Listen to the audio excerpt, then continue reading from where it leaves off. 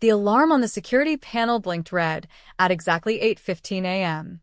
A sharp, insistent pulse that cut through the hum of the open-plan office like a knife. Elias had been the first one in every morning for 15 years.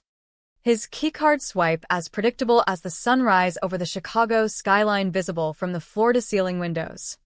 He carried the same worn leather satchel, filled with meticulously organized folders on regulatory filings, and nodded quietly to the night guard before settling into his cubicle in the compliance department, a fortress of stacked binders and dual-monitored screens that tracked every data flow in the company's vast network. But that Tuesday, no swipe. No Elias. Just an empty desk and a lingering sense of unease, as if the air itself had thickened with unspoken regret. I'd worked alongside him long enough to know he wasn't just any employee. He was the invisible glue holding our aerospace firm together. The one who navigated the labyrinth of FAA and DoD regulations with a precision that bordered on artistry. He didn't boast about it, didn't seek the spotlight in those endless strategy sessions where egos clashed like thunder. Elias simply ensured that every blueprint, every supplier contract, every encrypted transmission complied with federal mandates so stringent they could sink a company overnight if ignored. His audits were flawless. His logs impeccable, cross-referenced against clauses from obscure amendments that most executives didn't even know existed. He was the custodian of our integrity, the quiet sentinel who kept us eligible for those multi-million-dollar government contracts that fueled our growth from a scrappy startup to a mid-tier powerhouse. And yet, people like Barrett never appreciated that. Barrett Harlan, the CEO's ambitious nephew, parachuted into a VP role with a Harvard MBA and a wardrobe of tailored suits that screamed entitlement. He strode through the halls like he was auditioning for a biopic on disruptors, tossing around terms like agile transformation and legacy overhaul as if they were magic spells. From day one, he clashed with Elias. It wasn't overt at first, just sidelong glances during meetings, a dismissive wave when Elias pointed out a regulatory red flag. But tension built like a storm cloud, heavy and inevitable. Elias didn't play politics, he stated facts. Calm and unyielding, his voice a steady anchor in rooms full of bluster. That shortcut violates FAR Part 45, he'd say, peering over his wire-rimmed glasses. And the room would fall silent, knowing he was right. Barrett hated it. Hated how Elias's quiet authority exposed his own superficial grasp on the details.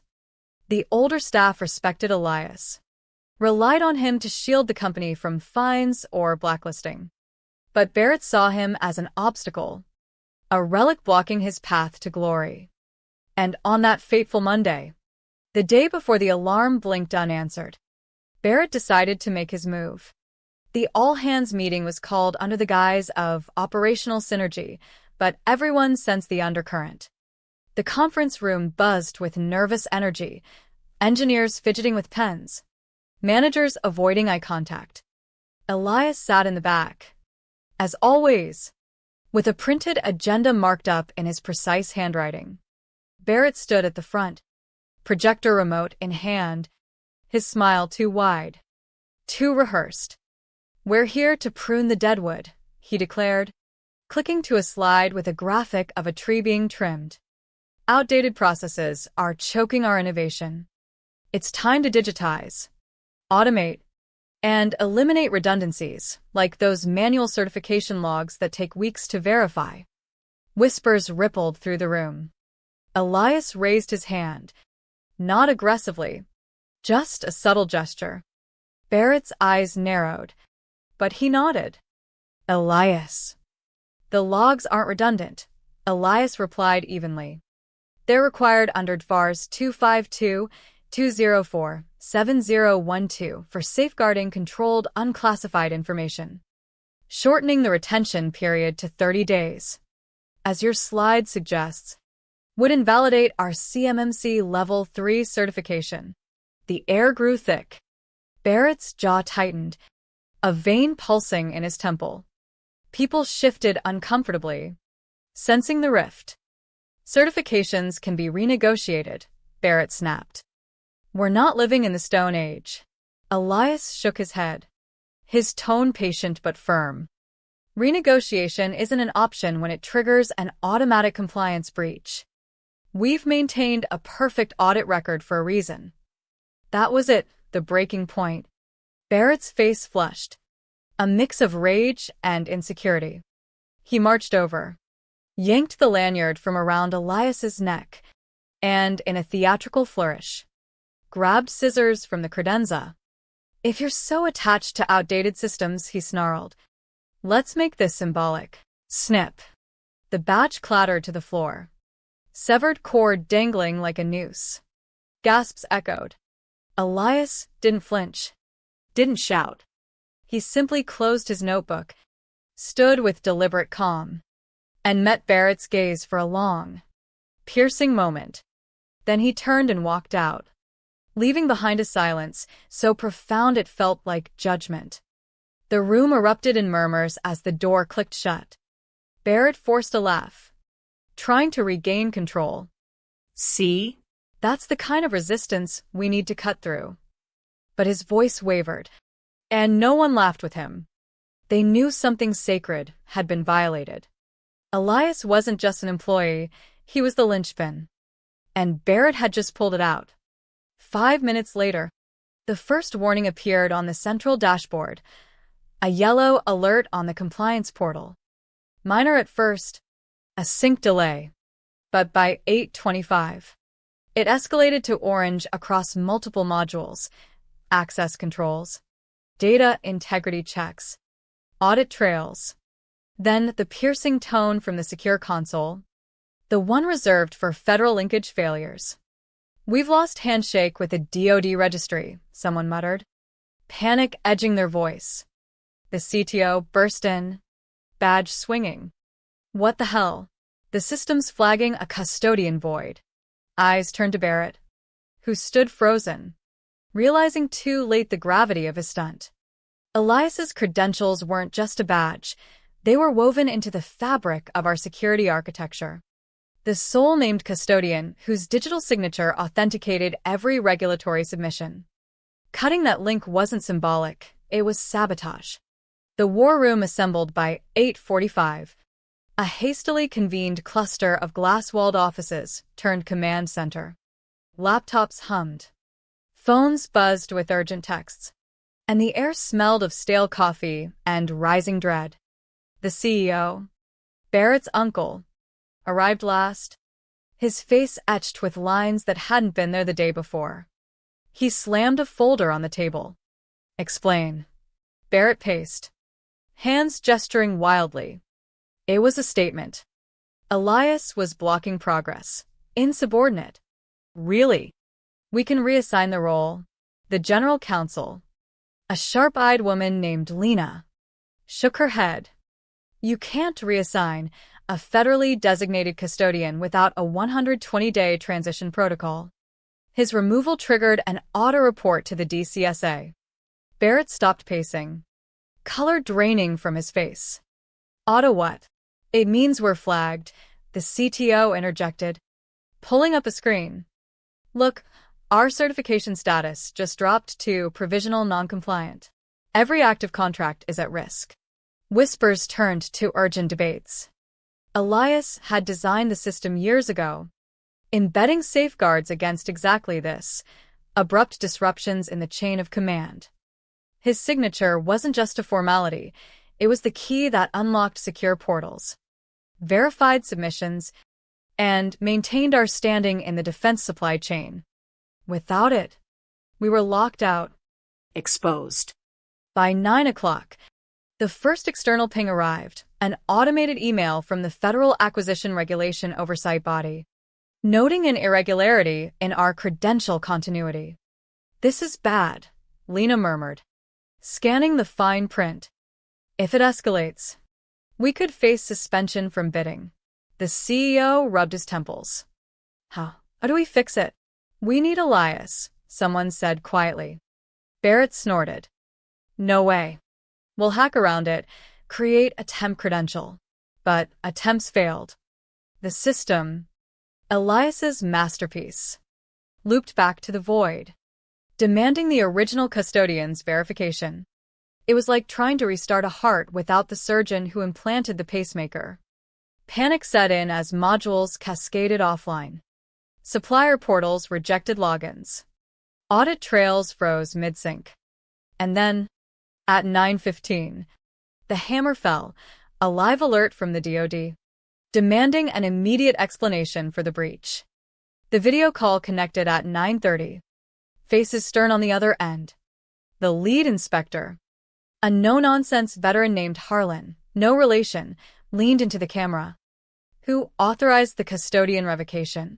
Silence stretched, thick and accusatory. The CEO glanced at Barrett, who shrank in his chair. It was an internal decision, the CEO hedged. Harlan's eyes narrowed. Without protocol? That's not a decision. That's negligence. Your Level 3 cert is revoked pending full review. Expect on-site auditors by week's end. The screen went dark, leaving the room in stunned quiet. Barrett muttered, "This can't be happening." But it was. Contracts worth hundreds of millions hung in the balance. Investors would soon catch wind. Stock prices dipping like stones in water. And all because one man's ego had severed the thread holding everything together. By noon, the board dialed in remotely, voices crackling with fury. "This is a catastrophe," the chair barked. "We've lost pre-qualification for 2 major RFPs already." Lena presented Elias's last memo, dated a week prior, a warning about unauthorized changes to credential protocols. "He flagged this exact risk," she said. Barrett tried to defend. "He was obstructive.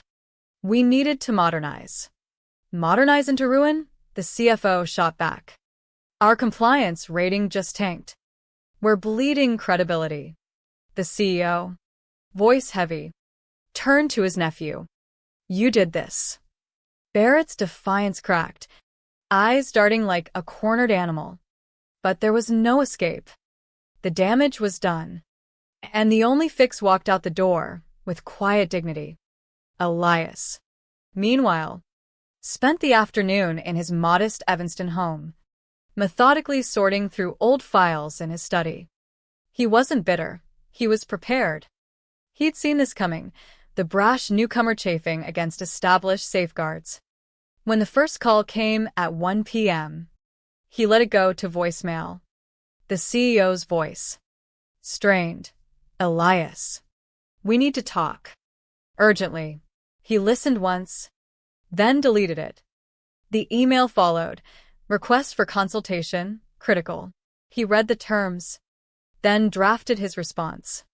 "As a former employee, my rate is $600 per hour. Require full indemnity and written retraction of termination." Sent. The reply pinged back in under an hour. Agreed. Documents attached. Elias allowed himself a small, private nod. Not victory. Just equilibrium. He arrived the next morning, escorted through security like a visiting dignitary. No badge. No need. He carried authority in his presence. The war room fell silent as he entered, satchel in hand. "Show me the logs," he said. No preamble. The CTO complied, screens flickering to life. Elias scanned, fingers flying over keys. "The void loop is intentional, prevents tampering. You'll need to initiate a rollback sequence." Murmurs of relief. But he paused, eyeing the CEO. First, the statement. A printed page slid across. Acknowledgement of wrongful termination. Non-performance related. Elias read it, folded it away. Then he began the work, guiding them through the maze he'd built, stabilizing what teetered on collapse. Barrett watched from the corner, silent, diminished. The air hummed with unspoken lessons. Undervalued foundations crumble when shaken. Stabilization took hours, then days, A painstaking rebuild under Elias's watchful eye. He didn't gloat, didn't reference the scissors or the humiliation. He simply corrected, line by line, protocol by protocol. The team hung on his every word, notebooks filling with notes they'd once dismissed as bureaucratic drudgery. This clause here, he'd say, pointing to a screen, ensures continuity. Ignore it, and the system self-isolates. Nods all around. The CEO sat in every session, uncharacteristically quiet, absorbing the intricacies he'd long delegated. By day 3, partial access restored, enough to halt the bleeding but not stem the tide. Auditors arrived on schedule, clipboards in hand, faces impassive. Elias met them at the door, his consultant badge clipped neatly. "I'll walk you through," he offered. They deferred, recognizing expertise. The review uncovered lapses Barrett's initiatives had introduced, skipped verifications, rushed digitizations that bypassed safeguards. "These aren't optional," an auditor noted, marking a page. The CEO winced. Elias provided context, his voice steady, historical compliance maintained until recent changes.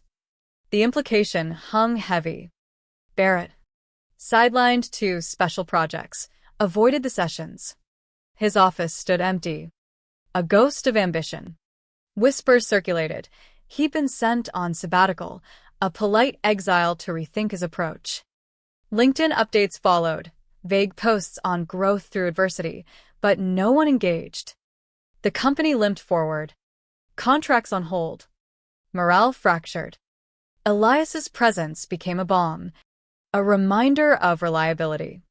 In quieter moments, he'd share anecdotes, not boasts, but lessons wrapped in stories. Once caught a timestamp discrepancy from 18, he'd murmur, "Saved us a 7-figure fine." Eyes widened, respect deepening. The board mandated changes, a new transition policy, verbatim from Elias's old proposals. "Implement immediately," the memo read. He reviewed it, pen hovering, then signed off. A subtle shift occurred. The office breathed easier. Processes tightened. But the costs lingered. Lost bids. Eroded trust. Elias billed meticulously, his invoices a quiet reckoning. When the CEO thanked him privately, voice low, Elias met his gaze. "Systems protect people, not the other way around." The words landed like stones, rippling outward. Barrett's absence stretched, his return unlikely. The nephew who'd wielded scissors like a scepter now faded into irrelevance. A cautionary tale. Elias, the undervalued architect, emerged as legend, proof that quiet strength outlasts loud folly. Months dragged into a slow rebuild, the office transforming under the weight of lessons learned. New hires underwent rigorous compliance training. Elias's frameworks at the core. "This isn't busy work," trainers emphasized. "It's survival." The CEO, chastened, attended weekly reviews, his notebook always open. He paused often by the compliance wing, eyes lingering on the newly installed plaque. Elias Thorne, Custodian Emeritus, integrity forged in silence. No ceremony marked its unveiling. It simply appeared, a quiet tribute.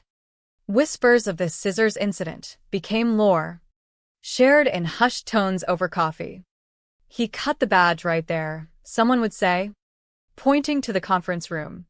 And everything unraveled. Elias wrapped his consultancy at 6 months. The recertification sealed. He trained his successor, a meticulous analyst from Seattle, with the same patient precision. "Anticipate the gaps," he'd advise. "They're where failures hide." On his last day, the team gathered informally. No speeches, just nods and handshakes.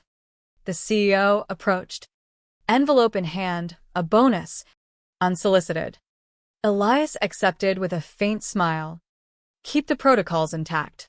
He walked out as he had before. But this time, heads turned in respect. The company stabilized, bids resuming, but scars remained, tighter budgets, wary partners. Barrett resurfaced occasionally online, touting reinvention retreats, but his posts garnered silence. Family ties couldn't erase the fallout. He was persona non grata. Elias returned to his garden, his study, a life of quiet order. Recruiters called, offering roles. But he declined. He'd proven his point, not through vengeance, but vindication. The story echoed in industry circles. A white paper cited the case anonymously, warning against ego-driven disruptions. Inside the firm, no one forgot. The plaque stood as sentinel, a reminder that true power whispers indoors. Years later, the office had evolved sleeker, more cautious, with Elias's safeguards embedded like DNA. The CEO retired early, his legacy tainted by the near collapse. His final address referenced valuing foundations, eyes distant. Barrett vanished into obscurity, a footnote in family lore. Elias, in retirement, consulted sporadically, his name synonymous with unyielding integrity. The plaque gathered no dust. Staff polished it reverently. One Tuesday morning, a young exec paused before it, reflecting on ambition's perils. The story lingered. A haunting question: what happens when you sever the unseen threads holding everything together? In the end, it wasn't about revenge, but resonance, the echo of quiet strength overpowering fleeting arrogance, leaving us to ponder the true cost of underestimating the indispensable.